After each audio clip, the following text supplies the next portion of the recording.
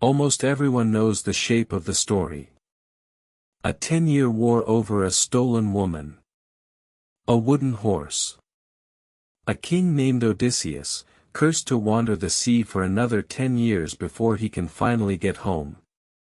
It's one of the oldest stories still told anywhere, composed something like 2,800 years ago, and taught in schools on nearly every continent.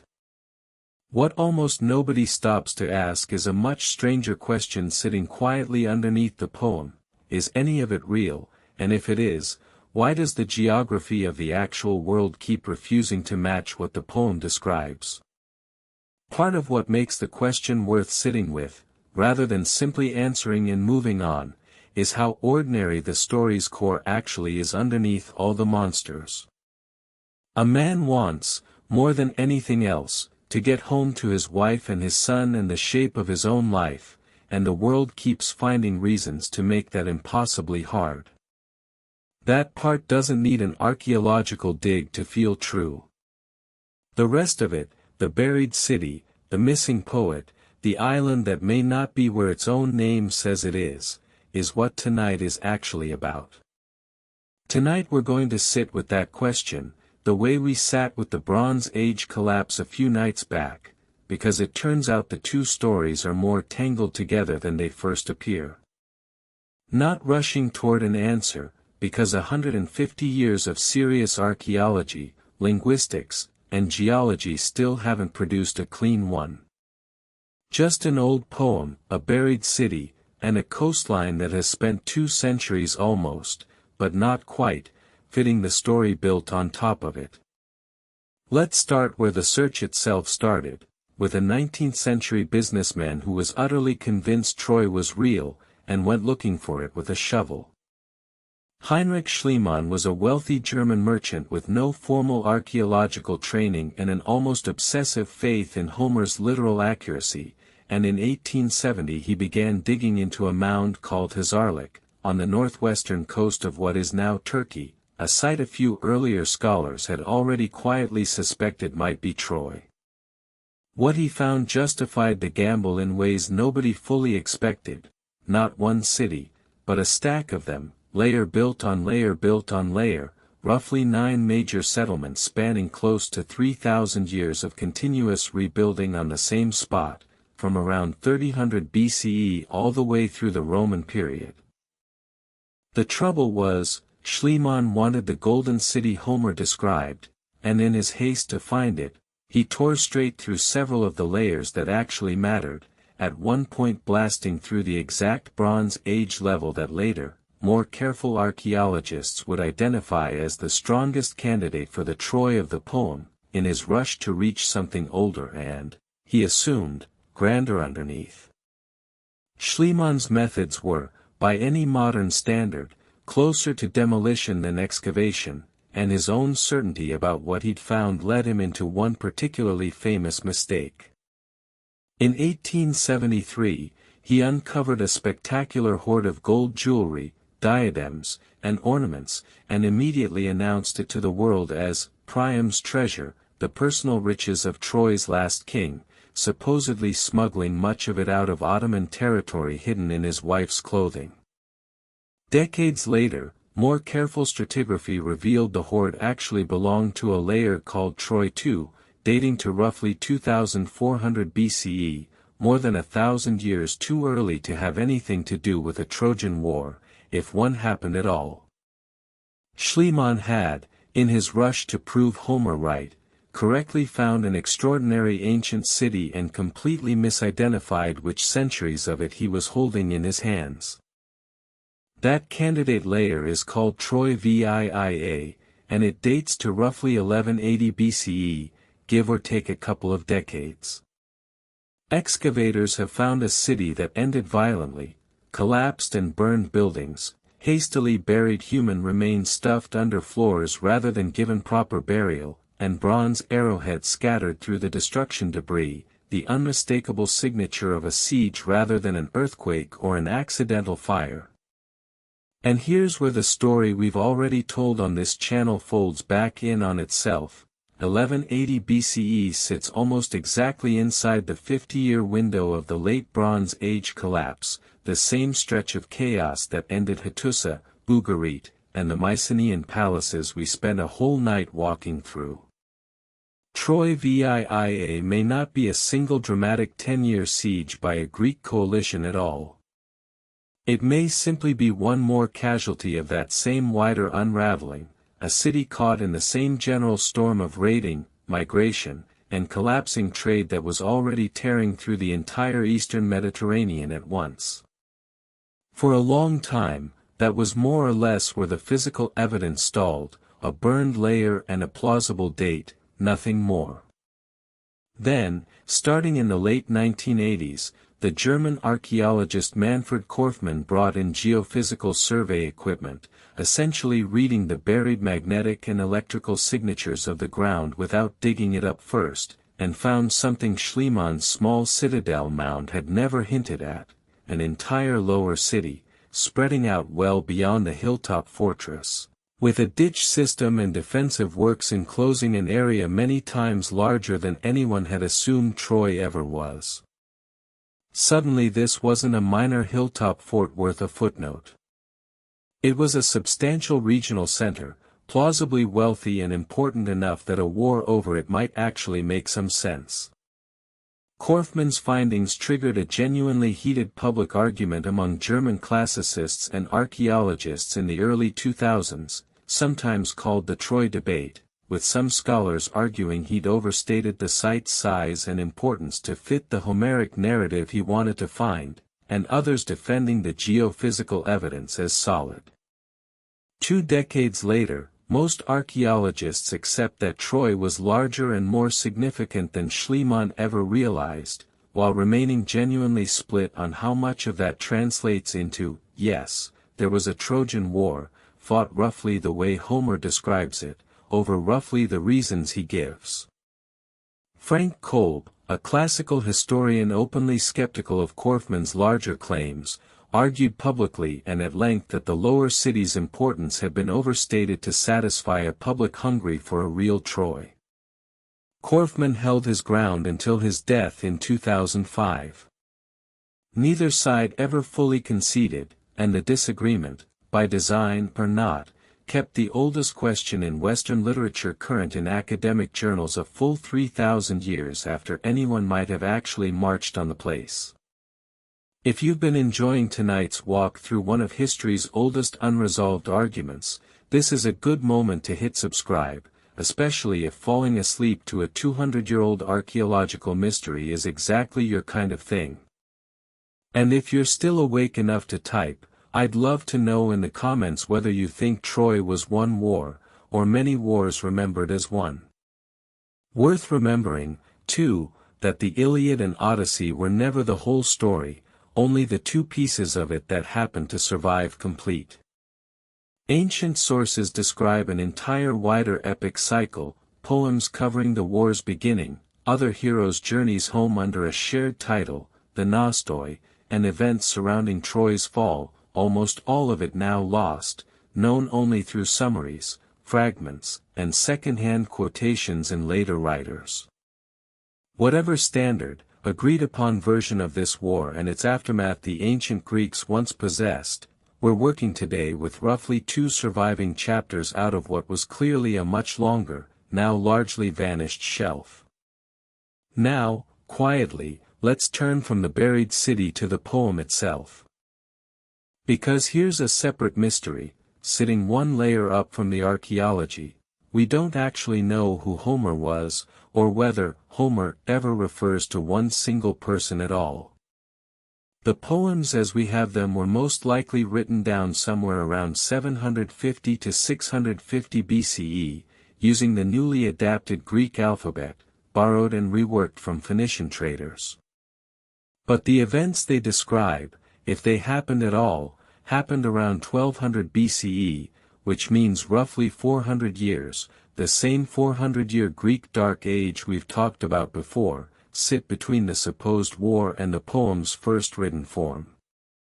For most of the 20th century, scholars split into 2 camps over how that gap got bridged, the annalists, who believed the Iliad and Odyssey were patchwork stitched together from multiple sources by multiple hands, and the Unitarians, who insisted a single poetic genius composed each epic more or less as we have it. Neither side had a satisfying mechanism for how 4 centuries of pure oral transmission, with no writing at all, could preserve something this long and this structured without falling apart. Then, in the 1930s, an American scholar named Milman Parry, along with his student Albert Lord, went looking for a living example of exactly this kind of oral tradition, and found one in the mountains of the Balkans, among traditional epic singers called guslars, who were still, at that very moment, composing and performing enormously long heroic poems entirely from memory, without ever having learned to read or write. What Parry and Lord discovered, recording these singers on primitive equipment and studying how they worked, was a repertoire of flexible, reusable phrases, stock descriptions sized precisely to fit the meter of the verse, that let a skilled performer improvise an epic-length poem in real time rather than memorizing it word for word. Suddenly, phrases that had puzzled readers of Homer for centuries, the wine-dark sea, swift-footed Achilles, rosy-fingered Dawn, much-enduring Odysseus, repeated again and again throughout the poems, stopped looking like clumsy repetition and started looking like exactly this same oral technology, the load-bearing scaffolding that let a story like this survive 4 centuries of pure memory before anyone ever wrote it down. Parry and Lord even recorded the same Balkan singer performing the same heroic tale on different nights, and found the wording shifted every single time, sometimes by a little, sometimes substantially, while the underlying story, the characters, and the formulaic scaffolding holding it all together stayed remarkably stable, which is very likely exactly the kind of stability, and exactly the kind of shifting detail, that 400 years of Greek retellings would have produced too. Which brings us to the part of the story where things get, if anything, stranger, the geography. Once Odysseus actually starts sailing home, in the second half of the poem, Homer gives startlingly specific details about his own kingdom, Ithaca, and its position relative to the neighboring islands, Same, Dulichium, and Zacynthus. According to the text, Ithaca sits low in the water and lies furthest out toward the sunset, to the west, while the others cluster toward the dawn, to the east. It's the kind of detail a poet only bothers including if he expects listeners who actually know this coastline to nod along. There's just one problem. The island that has carried the name Ithaca continuously since antiquity sits to the east of its large neighbor Kephallonia, not the west, the exact opposite of what the poem describes. Classicists noticed this contradiction centuries ago and mostly filed it under poetic license, geography loosely remembered rather than precisely surveyed. But in 2005, a British management consultant and amateur researcher named Robert Bittlestone proposed something bolder, working alongside a geologist and a classicist, that ancient Ithaca might not be the modern island carrying that name at all, but rather the Peliki Peninsula, a westward-facing arm of Kephallonia that today is joined to the rest of that island by a narrow isthmus of landslide debris. Strip that debris away, Bittlestone argued, and in the Bronze Age, Peliki might have been its own separate island entirely, sitting exactly where Homer says Ithaca should sit, low and to the west of everything else. Early geological coring seemed to support the idea that this isthmus was geologically young. Later, more extensive drilling by other researchers pushed back, finding material that looked considerably older and more consolidated than Bittlestone's theory required. The debate never fully resolved. It remains, to this day, a genuinely live and contested argument rather than a settled fact, one Homeric geography puzzle among several we still can't close. And Ithaca is far from the only place in this poem that has sent scholars combing real maps for real coastlines. Ancient geographers as far back as Herodotus's era already associated Odysseus's lotus eaters with the North African coast, often specifically the island of Jerba, where a genuinely lotus-like fruit still grows. The Cyclops Polyphemus is commonly placed somewhere around Sicily or the volcanic Aeolian Islands nearby, and one delightfully specific theory, proposed by the paleontologist Othenio Abel in the early 20th century, suggests the entire one-eyed giant myth may trace back to ancient discoveries of fossilized dwarf elephant skulls scattered across Mediterranean caves, whose single large central nasal cavity looks, to someone who's never seen a living elephant, remarkably like one enormous eye socket staring back from the rock. The cannibal Laestrygonians are often matched to the real, strikingly narrow, fjord-like harbor at Bonifacio, on the southern tip of Corsica, one of the better geographic fits in the entire epic. The Phaeacians of Scyria have been identified with the island of Corfu since antiquity, a tradition old enough that it barely counts as speculation anymore. Scylla and Charybdis, the twin horrors guarding the strait Odysseus must sail through, might be the single most consistently located danger in the whole poem. The Strait of Messina, the narrow channel separating Sicily from mainland Italy, where the Tyrrhenian and Ionian seas collide and genuinely dangerous currents and localized whirlpool effects still occur today. Exactly the kind of place that could plausibly terrify Bronze Age sailors badly enough to calcify into monsters over centuries of retelling. And yet, for every stop that fits this well, there's another that resists every attempt to pin it down at all. Circe's island of Aeaea is sometimes vaguely tied to a rocky promontory on the Italian coast called Monte Circeo, which does look, from out at sea, almost like an island of its own, but the connection rests on little more than the name and the silhouette. Calypso's island, Ogygia, is even harder to place. Homer describes it as sitting at what he calls the navel of the sea, so remote that even the gods rarely visit, and ancient and medieval readers, taking that isolation seriously, floated increasingly wild guesses across the map in response, from Malta and Gozo to islands scattered vaguely somewhere out in the Atlantic, well beyond anywhere a Bronze Age Greek sailor could plausibly have gone. At a certain point in this poem, the geography seems to want to be lost, on purpose, and maybe that's a detail worth trusting rather than solving.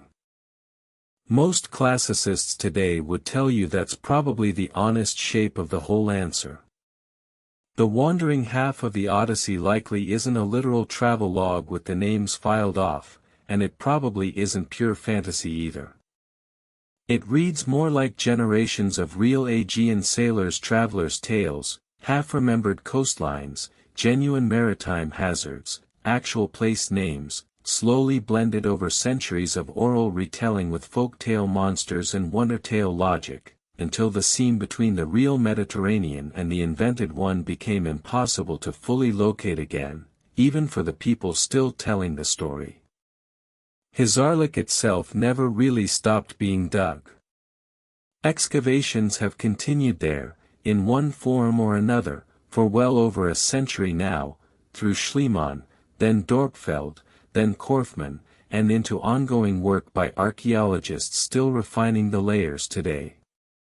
UNESCO added the site to its World Heritage List in 1998, and visitors now walk a marked path across a hillside holding 9 stacked cities at once, past a large wooden horse built for tourists rather than soldiers, standing watch over a mound that has spent 200 years slowly, only ever partly, giving up what actually happened there. Which is really the honest place to leave this one. We know, with real confidence, that a real city stood at Hisarlik, that it was violently destroyed right around 1180 BCE, inside the same window of collapse that ended so much else across the Bronze Age world, and that an entirely oral tradition, using techniques we can now actually watch modern oral poets employ in real time, plausibly carried some memory of that destruction across 4 centuries of silence before anyone wrote a word of it down.